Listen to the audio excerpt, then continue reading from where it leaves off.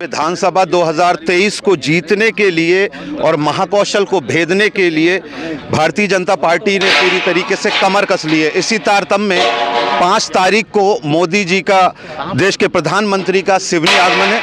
मैं आपको बता दूं कि 2013 में जो लहर चली थी उसमें 38 सीटों में से 24 सीटें भाजपा के पास थी, वहीं 13 सीटें कांग्रेस के पास थी। उसके बावजूद अगर 2018 की बात करें तो यहाँ पर थोड़ा सा चेंज हुआ है। 13 सीटें भारतीय जनता पार्टी के पास रहीं और 24 सीटें कांग्रेस के पास रहीं। इस बार जिस तरीके से आकलन किया जा रहा था, देश के केंद्रीय स्तर के नेताओं को महाकौशल में उतारा गया। अगर बात की जाए नरसिंहपुर में तो वहां से प्रहलाद पटेल जी हैं, अगर जबलपुर से बात की जाए तो राकेश पाल जी है, माफी चाहता हूँ, राकेश सिंह जी हैं, और वहीं अगर बात की जाए आदिवासी बेल्ट की तो वहां से फग्गन सिंह कुलस्ते जी हैं। निश्चित तौर पर इसी महाकौशल क्षेत्र को भेदने के लिए यहाँ पर मोदी जी का आगमन हो रहा है। हमारे साथ यहाँ पर दिनेश राय मुनमुन जी हैं, विधायक हैं, पिछले बार भारतीय जनता पार्टी से अच्छी बढ़त हासिल करी थी। इस बार जो केंद्र माना जा रहा है सिवनी को महाकौशल को भेजने के लिए, कितना कारगर होगा हमें बताएंगे दिनेश राय मुनमुन जी।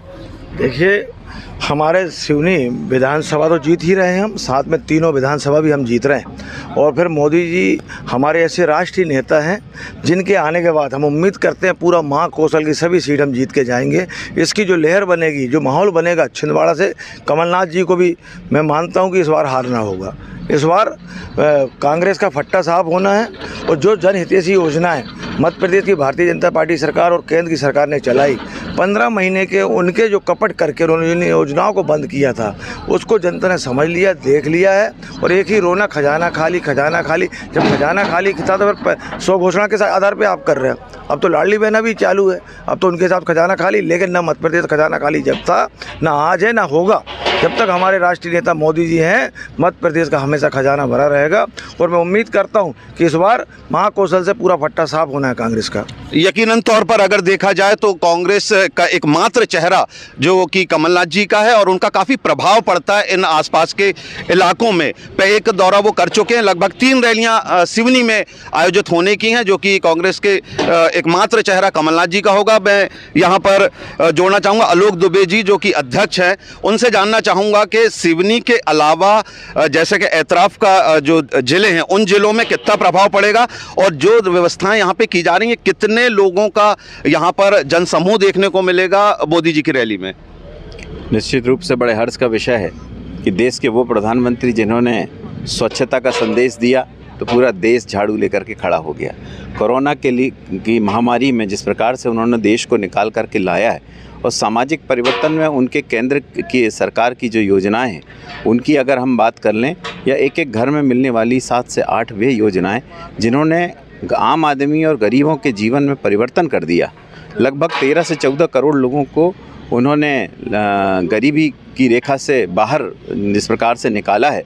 देश जिस प्रकार से अर्थव्यवस्था की दृष्टि से उनके नेतृत्व में आज विश्व की 5वीं बड़ी अर्थव्यवस्था बन गया है। ऐसे लीडर हम सब के बीच में आ रहे हैं। और जहाँ तक बात आप कर रहे थे कि कमलनाथ जी का प्रभाव, तो सिवनी में तो कमलनाथ जी ने हम सब कुछ छीना ही छीना है। ना हमारी 4 लेन को रोका उन्होंने, हमारा 10-12 साल हमने संघर्ष किया। माननीय मोदी जी और गडकरी जी और हमारे सभी नेताओं के, जनप्रतिनिधियों के प्रयास से आज हमारी 4 लेन एक बड़े रूप में हम सबके समक्ष है। उसके साथ साथ मेडिकल को भी रोकने का प्रयास किया, पेंच नहर को जिस प्रकार से उन्होंने प्रभावित करने का प्रयास किया, वो सारी बातें लोगों को मालूम है।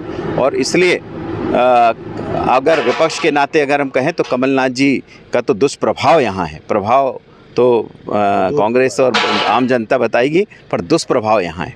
और निश्चित रूप से मोदी जी का करिश्माई नेतृत्व तो हमारे साथ है और जिस प्रकार से वे आ रहे हैं, एक उत्साह का वातावरण इस ज़िले में ही नहीं आसपास के ज़िलों में भी है। और हम निश्चित रूप से ये सारी सीटें महाकौशल की उनके नेतृत्व में जीतने वाले हैं। यकीनन तौर पर अगर बात की जाए तो निश्चित तौर पर 2018 में जो सीटें कम हुई थी उन सीटों को कवर्ड करने के लिए, डैमेज कंट्रोल करने के लिए मोदी जी का एक बड़ा दौरा यहाँ पर रखा गया है। अब देखना होगा कि मोदी जी का प्रभाव कितना चल पाता है या पड़ोसी जिले छिंदवाड़ा से कमलनाथ जी अपना यहाँ पर प्रभाव छोड़ पाते हैं। सिवनी से अब्दुल काबिस खान, पंजाब केसरी न्यूज़ चैनल के लिए।